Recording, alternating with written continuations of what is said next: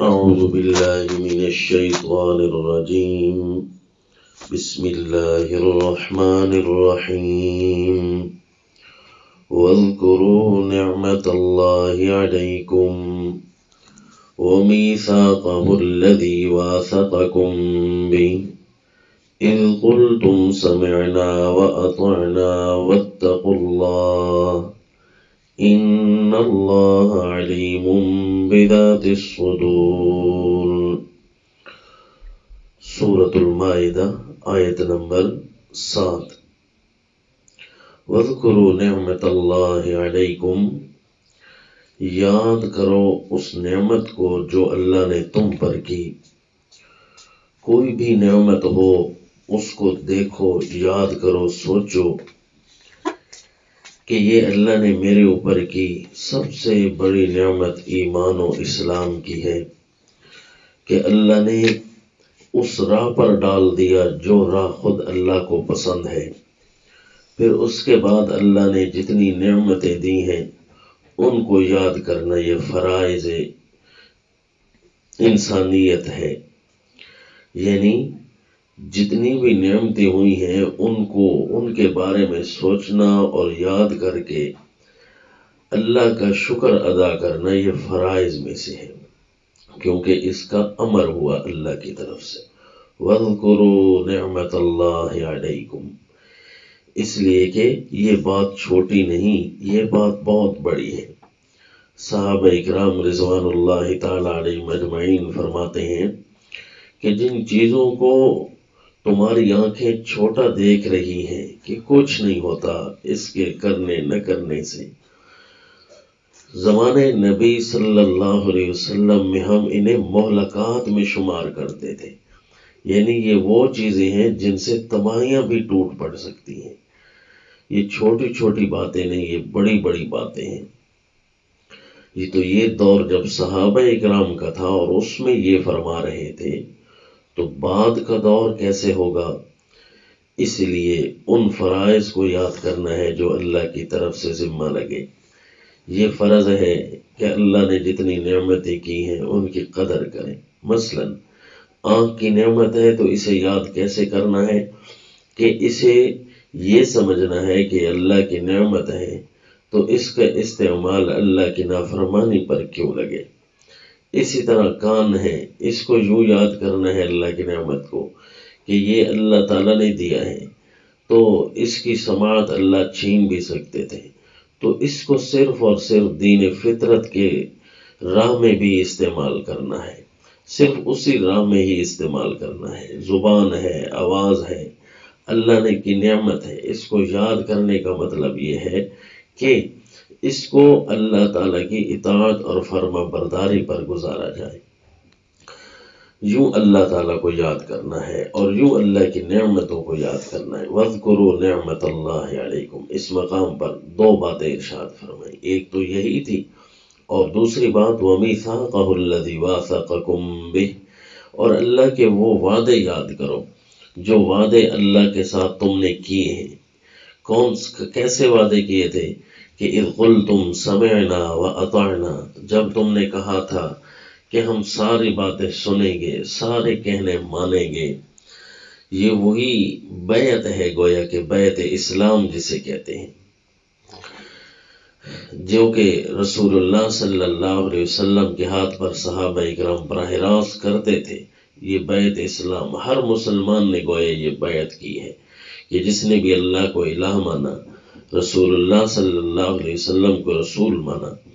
تو وہ بیعت اسلام میں شامل ہو گیا. گویا وہ یہ کہہ رہا ہے سمعنا و اطعنا، سنیں گے بھی صحیح اور مانیں گے بھی صحیح.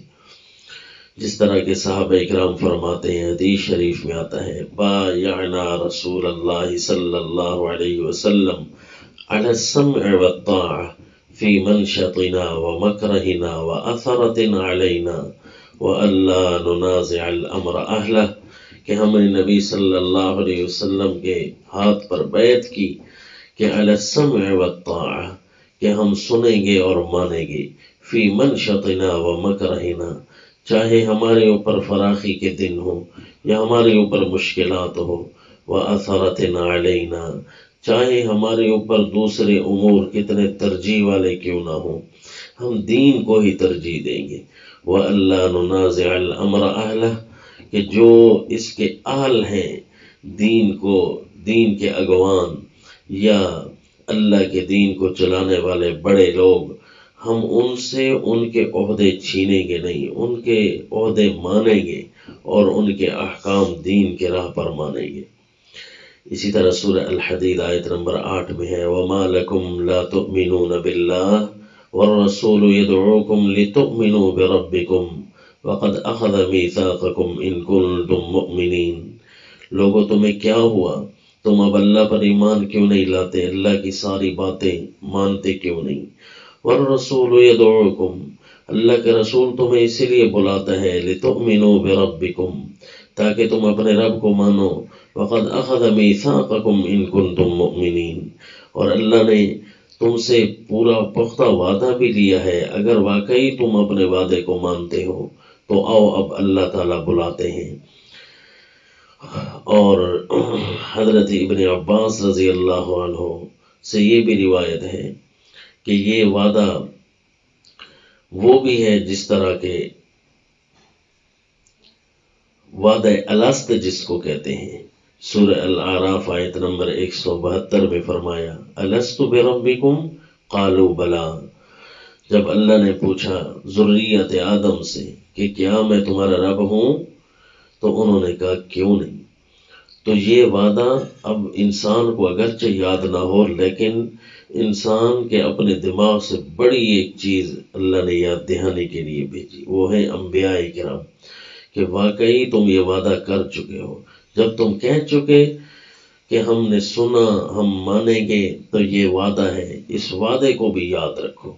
یعنی نعمتوں کا یاد رکھنا بھی فرض ہے اور وعدے کا یاد رکھنا بھی فرض ہے۔ تو لہذا جب کوئی نعمتوں کی ناقدری کرے تو اللہ تعالیٰ اس پر کوئی نہ کوئی آزمائش بھیج دیتے ہیں، حتیٰ کہ اگر کوئی وعدے کو یاد رکھتا ہے تو اس کے لیے کتنے اعزازات ہیں۔ حدیث شریف بخاری میں ہے، سیدنا ابن عباس رضی اللہ عنہما فرماتے ہیں کہ نبی پاک صلی اللہ علیہ وسلم اپنے اللہ کی باتیں جب ہمیں سناتے، فیما یروی عن ربہ عز وجل قال، اللہ کے نبی ارشاد فرماتے، اللہ تعالیٰ فرماتے ہیں، ان اللہ کتب الحسنات والسیئات ثم بین ذلک، کہ اللہ کے نبی نے فرمایا کہ جب اللہ تعالیٰ نے نیکیاں اور برائیاں یہ لکھی کہ یہ قانون ہوگا نیکیوں کا، یہ قانون ہے برائیوں کا، یہ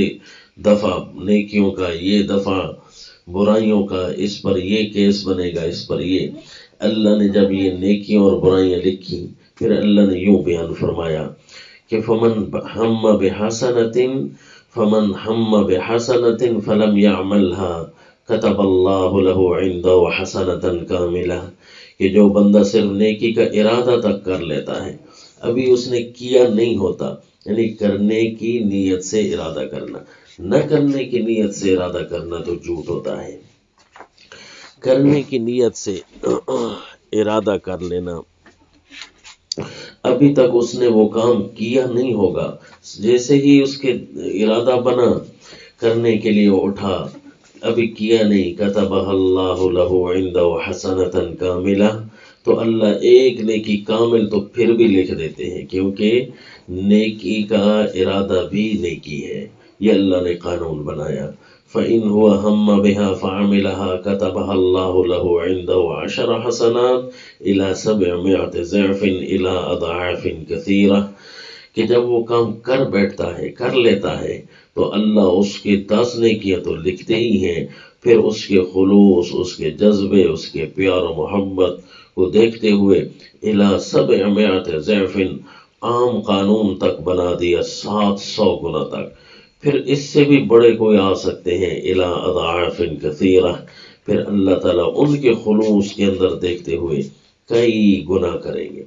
اور اس کی تصدیق اللہ نے کتاب اللہ میں یوں نازل فرمائی کہ مَن يَتَّقِ اللَّهَ يُكَفِّرْ عَنْهُ سَيِّئَاتِهِ وَيُعْظِمْ لَهُ أَجْرًا، کہ جو بندہ تقوی اختیار کرتا ہے، یعنی متقی بن کر رہے گا، گناہ اس کے پاس نہیں ہوں گے، تو پھر یہ اس کے لیے ہے کہ گناہ تو اس کے ختم، اور یعظم لہو اجرا، اس کا اجر اللہ اتنا بڑا کریں گے، اتنا جتنے اس کے درجہ ہوگا نیکیوں میں، 10 گنا نیکیوں سے لکھتے ہوئے 700 گنا، پھر الی اضعاف کثیرہ، اس کے بہت زیادہ اضعاف بناتے جائیں گے اللہ، کئی گنا۔ ومن ہم بسیئۃ، جو اللہ کے وعدوں کو توڑتا ہے، اللہ کے میثاق کو توڑتا ہے، یعنی کوئی گناہ کا ارادہ کر بیٹھتا ہے، فلم یعملھا، ابھی کیا نہیں ہے، کتبہ اللہ لہ عندہ حسنۃ کاملہ، اس پر بھی اللہ ایک کامل نیکی لکھ دیتے ہیں کہ گناہ کا ارادہ دل میں آ رہا ہے لیکن ابھی کر نہیں رہا، یہ گناہ نہ کرنا یہ بھی تو ایک نیکی ہے، پھر اللہ اس پر بھی نیکی دے دیتے ہیں۔ فإن هو ہم بها فعملها كتبہ اللہ لہ سیئۃ واحدہ، اگر وہ ارادہ کرے کہ اس کو کر لیتا ہے گناہ، پھر اس کے وہ گناہ ایک ہی لکھا جاتا ہے، جبکہ نیکیوں کا قانون اور تھا۔ یوں فرمایا کہ وَاذْكُرُوا نِعْمَةَ اللَّهِ عَلَيْكُمْ وَمِيثَاقَهُ الَّذِي وَاثَقَكُمْ بِهِ إِذْ قُلْتُمْ سَمِعْنَا وَأَطَعْنَا، اللہ کی نعمت روزانہ یاد رکھو، اور اللہ کے وہ وعدے یاد رکھو جو تم نے اللہ کے ساتھ باندھ رکھے ہیں، کہا تم نے کہ ہم سنیں گے مانیں گے۔ اب لہذا واتقوا اللہ، صرف ان وعدوں میں اور ان نعمتوں میں اللہ کی نافرمانی سے بچتے رہو، بس یہ نعمت کا تذکرہ بھی تمہارے دلوں میں ہو جائے گا، اور وعدے کی یاد دہانی بھی اسی کو کہتے ہیں کہ واتقوا اللہ، اللہ کی نافرمانی سے بچنا۔ اور یہ بھی یاد رکھنا، ان اللہ علیم بذات الصدور، اللہ ان باتوں کو بھی جانتے ہیں جو سینوں کے اندر چھپی ہوئی ہیں، لہذا جس جذبے اور جس شوق سے اللہ کی اس نعمتوں کو یاد کیا یا اللہ تعالیٰ کے معاہدوں کی پاسداری کی، اللہ تو سینوں کے رازوں کو ہی جانتے ہیں، اسی کے مطابق پھر اللہ کئی گناہ کر کے اس کے درجات بڑھاتے جائیں گے۔ وما علینا الا البلاغ۔